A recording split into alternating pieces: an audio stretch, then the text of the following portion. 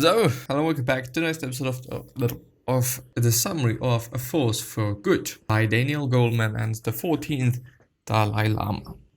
I do wonder though, by the way, just as I'm thinking and talking about it, is there actually a 15th one at this point?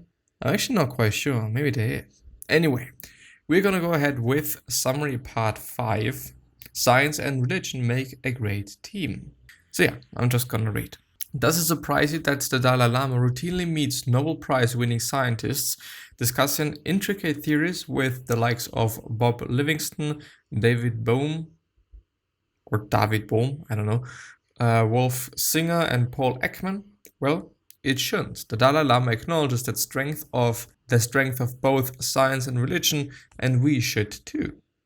Well, it makes sense. I mean, just be I don't know, like, just be smart. No, just think about it. I mean, science is science and religion is, well, I think both are amazing and both can give you amazing things, but one without the other is like, no, it's more or less delusional, isn't it? I mean, if you, well, thinking about it in that way, I mean, if you're only living according to science and what science says and whatnot, maybe this is not necessarily what you need, unless you clearly know what you need and you kind of, make the tests and also know your genes and know everything about you and whatnot, so that you can really, really 100% make sure that whatever the fuck you're doing is 100% correct for you. But then in the end, is spirituality and is the soul and your well-being to some degree also, can this also be quote-unquote manipulated by science, or can you see it and analyze it with science? Can you do so? I'm actually not quite sure, and I also actually don't think so, not to 100%. So this is, I think, where religion or the spiritual part of life comes into play, so that one actually feels good and amazing. Despite what we might think, spirituality and science are not mutually exclusive. They are merely alternative strategies in a quest for reality. So why not bring them together? Science can connect with individuals on a larger scale than any religious faith, as it is not marked by the divisions and conflicts of different or differing religious denominations. However, science still hasn't revealed everything to us about how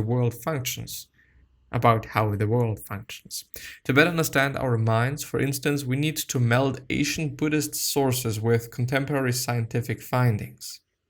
And I actually think that relatively often we're going to find that science is basically explaining what religion has been talking about for years and years and years, and actually, hundreds of years, probably, and maybe. Of course, it is amazing that we now have a concrete explanation for why it is the case, but the overall theme or topic or method was already explained by religion. I do think that there's some occasions where this is actually the case. Science can even give religious thinking greater credibility, even among skeptics, though most people tend to dismiss the Dalai Lama's Buddhist methods as just religion. These methods have been scientifically proven to be effective in a number of contexts. Yeah, this is also like what I meant basically.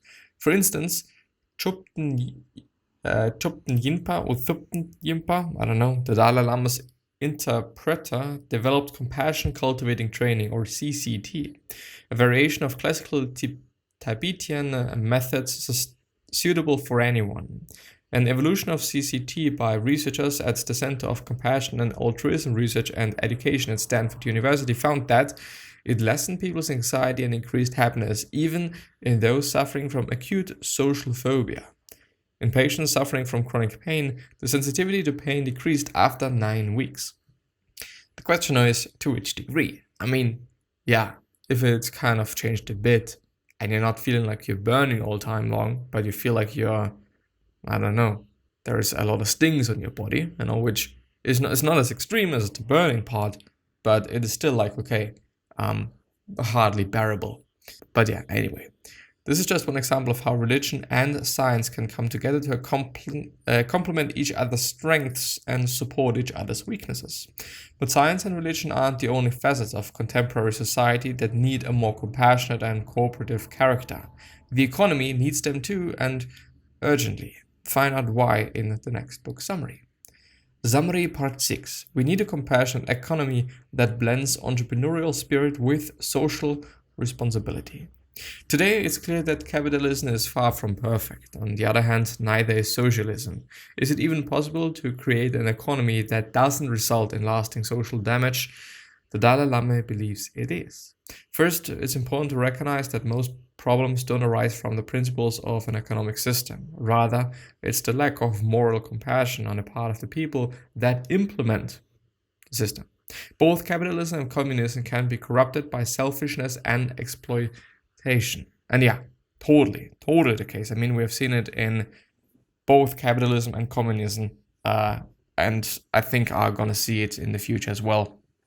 Yeah, I would especially say communism. I mean, this was really just about, if you think about like the Soviet Union, wasn't it just really about exploitation? Like only kind of for the sake of letting the leader gain as much as possible. The leader and the state, but the state is the leader is the state. Well, anyway, our current capitalist predicament, I think, has led to a rapidly growing divide between the rich and poor. In his book, Capital economist Thomas Piketty analyzes data trends over centuries to reveal how those with money to invest will always earn more than those who labor for their wages. An ever-increasing disparity and inequality between the rich and poor seems inherent to a free market economy. The Dalai Lama consequently positions himself as a Marxist in this respect, as Marxism at least features a moral dimension that takes people's well-being into account. Of course, many attempts at socialist economies have proven disastrous. So what's the Dalai Lama's solution? He envisions a compassionate economy where entrepreneurial spirit is accompanied by a sound social support system and taxes on wealth.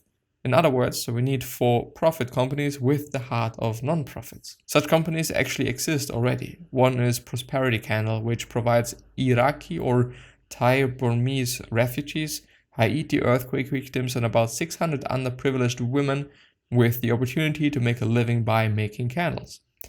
In a similar vein, Muhammad Yunus, a Grameen bank in Bangladesh, pioneered microloans for people living in poverty. These loans help them start their own businesses, allowing them to become self-sufficient and eventually pay the money back, which can then be lent to others. Companies like this reshape capitalism into something meaningful, not just profitable. This emerging movement may prove to be very successful at turning business into a force for good, which is amazing if you think about it. Then summary part 7, which is going to be the last one for today, because I need to hurry a bit actually. Both the privileged and the underprivileged play vital roles in creating social change. As humans, we all share the same potential. Unfortunately, we often don't share the same opportunities. Even so, both advantaged and disadvantaged groups in society are responsible for working together toward change. Rather than looking down on marginalized groups in society, the privileged should do their part by learning about what resources would benefit the less fortunate, but be it education, job training, or community support. Wealthier sectors of society can make a huge difference in the lives of the poor simply by donating a little of their time and energy. And what about those who are in need? Although they face considerable challenges, they too have a responsibility to help themselves, even if it seems useless. Many Tibetans or whatever have learned to approach their experience of poverty and oppression with this attitude. In the past, Chinese communist officials spread propaganda about the inferiority of the Tibetan brain, lies which some Tibetans even began to believe themselves. But when given the same opportunities in education and the workforce, Tibetans naturally performed just as well as the Chinese. Realizing that they were perfectly capable of helping themselves, Tibetans freed themselves from this racial stereotype and started working harder at school, resulting in greater success and brighter future. Humans' ability to improve their own lives is quite incredible, and psychologists have described this phenomenon in many different terms. Carol Dweck, which is the author of what is it? Grit, I think. A Stanford psychologist refers to it as mindset. Or also the author of mindset. Well, the author of mindset. Anyway, the belief that you can succeed. By maintaining such a mindset, you are more likely to keep trying. The more you try, the more likely you are to succeed. Another psychologist, Angela Duckworth, which now is the author of Grit, of the University of Pennsylvania, calls it grit. Persevering toward long-term goals despite setbacks and obstacles. Finally, Gandhi used the Hindi term Swaraj, so S-W-A-R-A-J, meaning self-mastery or self-rule. No matter what you call it, one thing is certain. Circumstances only change for the better as a result of this powerful attitude. And yeah, this is going to be it for this episode. I hope you've liked it. I hope you've been able to learn something, and I hope you've been able to kind of get some ideas and important thoughts. Maybe let's put it like that. Check out Grit and also check out Mindset. Both pretty good books, even though, I went through different summaries about them and a multitude of summaries about them as far as I know. But as far as I remember, Mindset is the only book that I've ever not gone through, I guess. Maybe there's been like 2 or 3 other books, but I remember this one because it's been so complicated for me to go through with my English knowledge that I said, well, I can't go through that summary. I want to point out, summary doesn't necessarily have to mean that the book is also like that complicated, but for me the summary didn't really work, at least for me presenting it in this format. Anyway, I'm gonna see you next time. Bye bye. See you soon.